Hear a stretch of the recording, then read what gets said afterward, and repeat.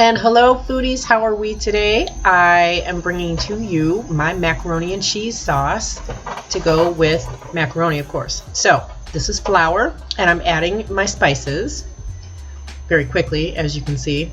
So I add the spices to the flour and mix it into the flour. I'm making a roux, of course, for the sauce. That's what the butter is there for. So I shred my own cheese. The reason for that is not only is it more economical, I mean, have you seen the price of cheese lately? But the blocks of cheese are not only cheaper, but they don't have preservatives and additives that they put in the shredded cheese that the manufacturers to anti-caking agents keeps the cheese from clumping and stuff. If you freeze your block of cheese for about a half hour, like mozzarella or cheddar, it makes it easier to put in your food processor. That was Parmesan cheese as well. So now I'm melting my butter and I'm adding my flour, and I'm going to consistently stir for about 2 or 3 minutes. Thank God it's not a gumbo where you got to stand there for like an hour and make a huge dark penny roux. This is just, you know, you don't even have to wait for it to be a certain color. You're just going to mix it well. I'm adding some light cream, or half and half, and I'm going to incorporate that in there. And then I'm going to add the milk, and you're going to stand there and whisk it all in slowly as it forms a thickening sauce, or thick sauce I should say,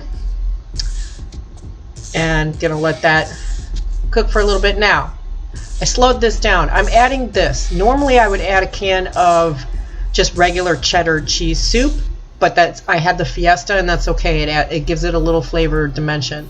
Now you might go, okay, lady, so you care about preservatives and additives in your shredded cheese, but you're using soup.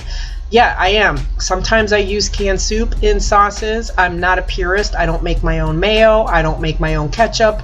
I actually use cheese, not cashews or nutritional yeast. But I mean, feel free, like I said, use whatever you want to do.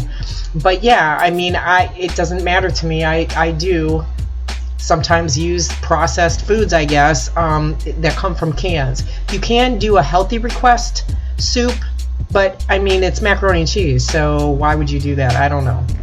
But if you really wanted to have less sodium or fat in the soup, or you can keep the can of soup out. It isn't necessary. It's still going to be a great sauce because look at all this shredded cheese you're adding to it. I love my whisk, but yeah, I'm using a spoon to stir this up. Letting the cheese melt, of course.